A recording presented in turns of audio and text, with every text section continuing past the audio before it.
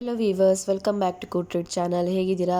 So ನಾನು ಇವತ್ತು ನುಗ್ಗೆ ಸೊಪ್ಪಿನ ಪರೋಟ ರೆಸಿಪಿ ಮಾಡ್ತಾ ಇದ್ದೀನಿ. ತುಂಬ ಹೆಲ್ತಿಗೂ ಒಳ್ಳೆಯದು, ಹಾಗೆ ಮಾಡೋದಕ್ಕೆ ತುಂಬ ಈಸಿ. ಫಸ್ಟಲ್ಲಿ ಮಾಡೋದಕ್ಕೆ ನುಗ್ಗೆ ಸೊಪ್ಪು ಸ್ವಲ್ಪ, ಹಾಗೆ ಸ್ವಲ್ಪ ಡ್ರೈ ರೋಸ್ಟ್ ಮಾಡ್ಕೊಂಡಿರೋವಂಥ 2 ಬೆಳ್ಳುಳ್ಳಿ ಹೆಸರು, ಕೊತ್ತಂಬರಿ ಬೀಜ, ಜೀರಿಗೆ, ಸೋಂಪು ಆಪ್ಷನಲ್, ಬೇಕಿದ್ರೆ ಹಾಕೋಬೋದು, ಇಲ್ಲಾಂದರೆ ಸ್ಕಿಪ್ ಮಾಡಿ.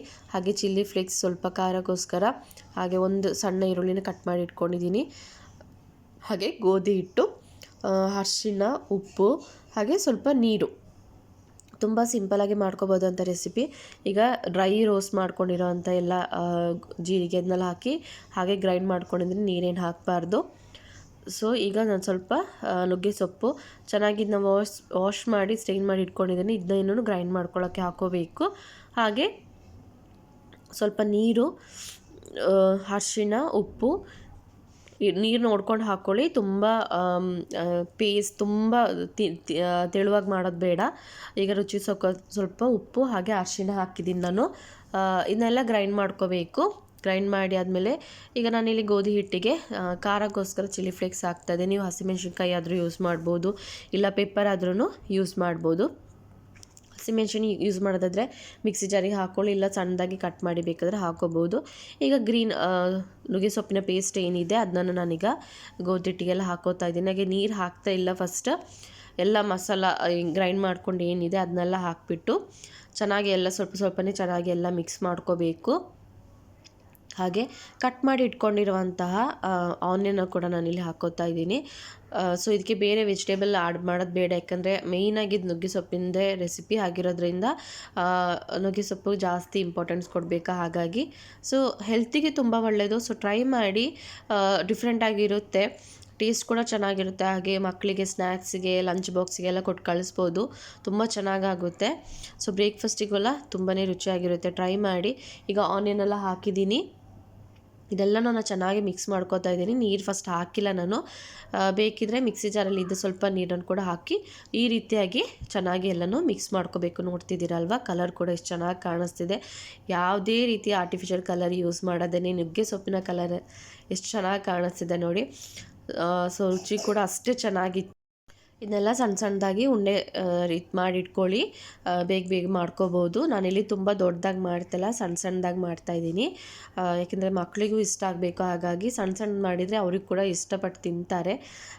ಸೊ ನೋಡ್ತಿದ್ದೀರಲ್ವ, ಈಗ ಗೋಧಿ ಹಿಟ್ಟನ್ನು ಸ್ವಲ್ಪ ಎಲ್ಲದಕ್ಕೂ ಲಟ್ಸ್ಕೋಬೇಕೀಗ. ನಾನು ತುಂಬ ದಪ್ಪನೂ ಮಾಡ್ತಾಯಿಲ್ಲ, ತುಂಬ ತೆಳುವಾಗೂ ಮಾಡ್ತಾಯಿಲ್ಲ. ಸೊ ಇಲ್ಲಿ ನೋಡಿ ಆ ರೀತಿಯಲ್ಲಿ ಮಾಡಿದರೆ ಸಾಕು. ಸೊ ತುಂಬ ಚೆನ್ನಾಗಿರುತ್ತೆ ರುಚಿ ಇದಕ್ಕೆ. ಹಾಗೆ ಇದಕ್ಕೆ ನಾನಿಲ್ಲಿ ಮೊಸರು, ಹಾಗೆ ಸ್ವಲ್ಪ ಸಕ್ಕರೆ, ಉಪ್ಪು, ಹಾಗೆ ಸ್ವಲ್ಪ ಖಾರ ಪುಡಿನ ಮಿಕ್ಸ್ ಮಾಡಿ ಇದಕ್ಕೆ ಸರ್ವ್ ಮಾಡ್ಕೊಳ್ಳೋದಕ್ಕೆ ಸೈಡಲ್ಲಿ ರೆಡಿ ಮಾಡಿ ಇಟ್ಕೊಂಡಿದ್ದೀನಿ. ಸೊ ಇದನ್ನ ಚೆನ್ನಾಗಿ ಇದನ್ನ ಲಟ್ಸ್ಕೋಬೇಕು. ಹಾಗೆ ಇದನ್ನ ತುಪ್ಪದಲ್ಲಿ ನಾನು ತವಕ್ಕೆ ಸ್ವಲ್ಪ ತುಪ್ಪ ಹಾಕಿ, ನೀವು ಕೊಕೊನಟ್ ಆಯಿಲ್ ಅಥವಾ ಕುಕ್ಕಿಂಗ್ ಆಯಿಲ್ ಆದ್ರೂ ಯೂಸ್ ಮಾಡ್ಕೋಬೋದು, ತೊಂದರೆ ಇಲ್ಲ. ಸೊ ನೋಡ್ತಿದ್ದೀರಲ್ವ, ಈ ರೀತಿ ಇಷ್ಟು ಸಣ್ಣದಾಗಿ ಮಾಡಿಕೊಂಡ್ರೆ ಸಾಕು. ಈಗ ನಾನು ಇನ್ನೊಂದು ರೀತಿಯಲ್ಲಿ ಮಾಡ್ತಾಯಿದ್ದೀನಿ. ಇದಕ್ಕೆ ಸ್ವಲ್ಪ ಗರಂ ಮಸಾಲ, ಹಾಗೆ ಸ್ವಲ್ಪ ಉಪ್ಪು, ಹಾಗೆ ಸ್ವಲ್ಪ ಖಾರ ಪುಡಿ, ಈಗ ಸ್ವಲ್ಪ ಇದಕ್ಕೆ ಎಣ್ಣೆ ಅಥವಾ ತುಪ್ಪ ಹಾಕಿ ಚೆನ್ನಾಗಿ ಇದನ್ನ ಮಿಕ್ಸ್ ಮಾಡಿಬಿಟ್ಟು ಫುಲ್ ಸ್ಪ್ರೆಡ್ ಮಾಡಿ, ಆ ಇಲ್ಲಿ ನಾನು ಇದಕ್ಕೆ ಸ್ವಲ್ಪ ತುಪ್ಪ ಹಾಕೋತಾ ಇದ್ದೇನೆ.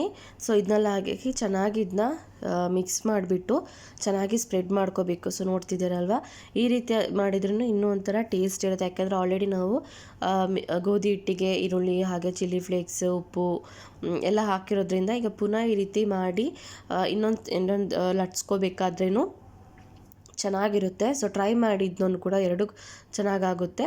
ಸೊ ಇದನ್ನ ನಾನೀಗ ಪುನಃ ಈ ಥರ ಫೋಲ್ಡ್ ಮಾಡ್ಕೋತಾ ಇದ್ದೀನಿ, ನೋಡ್ತಿದ್ದೀರಲ್ವ. ಸೊ ಈ ರೀತಿಯಾಗಿ ಫೋಲ್ಡ್ ಮಾಡಿಕೊಂಡು ಪುನಃ ಲಟ್ಸ್ಕೋತೀನಿ, ಆಗ ಎಲ್ಲ ಕಡೆನೂ ಇದು ಚೆನ್ನಾಗಿ ಮಿಕ್ಸ್ ಆಗುತ್ತೆ. ಸೊ ನಿಮ್ಗೆ ಯಾವುದು ಕಂಫರ್ಟೇಬಲ್ ಆಗುತ್ತೆ ಆ ರೀತಿಯಾಗಿ ನೀವು ಮಾಡ್ಕೋಬೋದು, ತುಂಬ ಚೆನ್ನಾಗಾಗುತ್ತೆ. ಸೊ ಇದನ್ನ ನಾನು ಗೋಧಿ ಹಿಟ್ಟಿಗೆ ಇದು ಮಾಡಿ ಪುನಃ ಲಟ್ಸ್ಕೋತಾ ಇದ್ದೀನಿ. ಸೊ ನೋಡ್ತಿದ್ದೀರಲ್ವ, ಮಸಾಲೆ ಎಲ್ಲ ಚೆನ್ನಾಗಿ ಸ್ಪ್ರೆಡ್ ಆಗಿದೆ. ಆಲ್ಮೋಸ್ಟ್ ಎಲ್ಲನೂ ನಾನು ರೆಡಿ ಮಾಡಿ ಇಟ್ಕೊಂಡಿದ್ದೀನಿ. ಈಗ ಪ್ಯಾನ್ ಕಾದಿದೆ, ಪ್ಯಾನಿಗೆ ನಾನು ಸ್ವಲ್ಪ ತುಪ್ಪ ಹಾಕೋತಾ ಇದ್ದೀನಿ. ನೀವು ತುಪ್ಪ ಇಲ್ಲಾಂದರೆ ಕೊಕೊನಟ್ ಆಯಿಲ್ ಅಥವಾ ನಾರ್ಮಲ್ ಕುಕ್ಕಿಂಗ್ ಆಯಿಲ್ ಆದ್ರೂ ನೀವು ಯೂಸ್ ಮಾಡ್ಕೋಬೋದು. ತುಪ್ಪ ಹಾಕಿದರೆ ಟೇಸ್ಟ್ ಚೆನ್ನಾಗಿರುತ್ತೆ, ಹಾಗೆ ಫ್ಲೇವರ್ ಕೂಡ ತುಂಬ ಚೆನ್ನಾಗಿರುತ್ತೆ. ಸೊ ಹೀಗೆ ಎಲ್ಲದನ್ನೂ ಚೆನ್ನಾಗಿ ಇದನ್ನ ಫ್ರೈ ಮಾಡ್ಕೋಬೇಕು.